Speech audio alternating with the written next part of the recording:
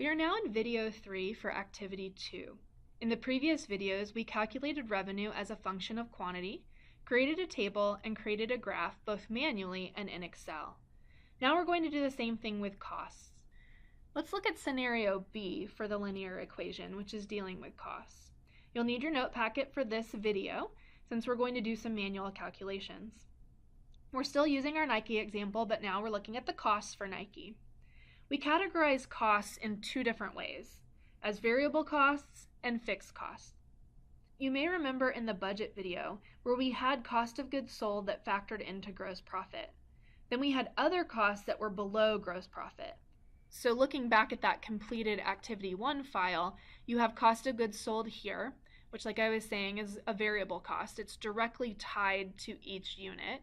And then you have these other costs, which are oftentimes more fixed costs, meaning they don't change based on the number of units that I produce. In the example with Nike, the variable costs are $10 and the fixed costs are $500. Fixed costs are incurred at the same amount whether we produce 0 shoes or 100 shoes. They don't change based on the number of shoes we make. That is why we call them fixed. On the other hand, the total amount of variable cost, so the total calculation, will change based on the number of units. So just like revenue, in mathematical terms, we say that cost, variable cost, is a function of the quantity sold. So cost depends on quantity sold. Note, I'm looking at cost based on units sold here and not produced because I'm more concerned with the accounting version of cost, which is cost of goods sold. Cost of goods sold is literally the cost of goods sold. So it's based on the number of units sold, not the cost of units produced. The cost of units produced is going to stay in an inventory account, which we'll talk about in the accounting module. If I did want to calculate the total cost of units produced, then my quantity might be different. For example, it might be a little bit higher for the number of units produced if I didn't sell everything that I produced in a given period. We can get into that more in the accounting module, but for now, just trust me that we are concerned with units sold when calculating variable costs in this case and not units produced. This means the amount of costs we incur, again, depends on quantity sold. As an equation, we would write that as variable cost times quantity plus fixed costs.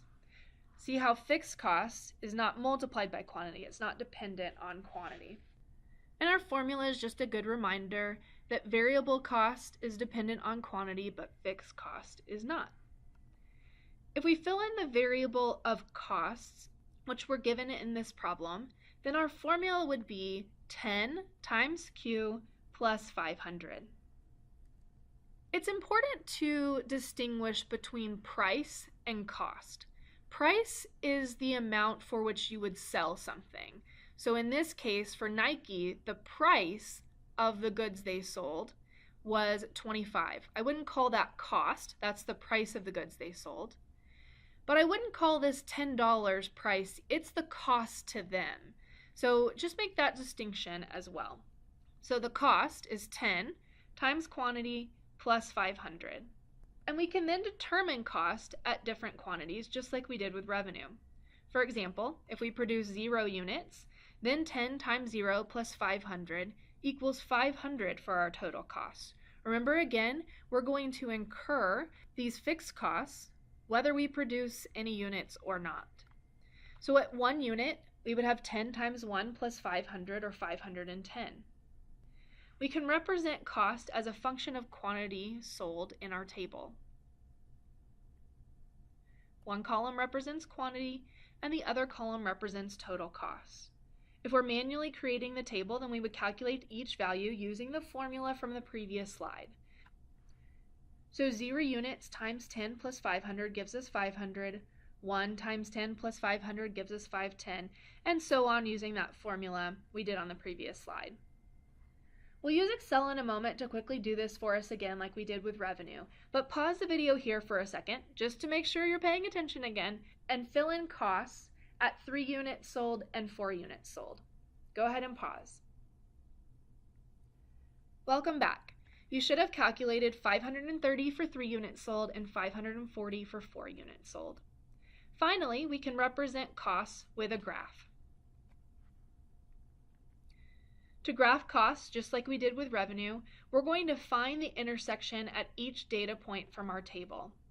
If we refer back to our table, even at 0 units, we still had a cost of 500. Remember, we incur those fixed costs even if we do not produce or sell any units. So our first data point is at the intersection of 0 and 500. As a math note that will be important to remember in your program, 500 is the y-intercept, meaning the line is going to intersect the y-axis at 500. And in this case, the slope is 10. The slope is represented by the increase of $10 with every 1 increase in units. So this is the slope here. When we sell 1 unit, our cost is going to go up by $10.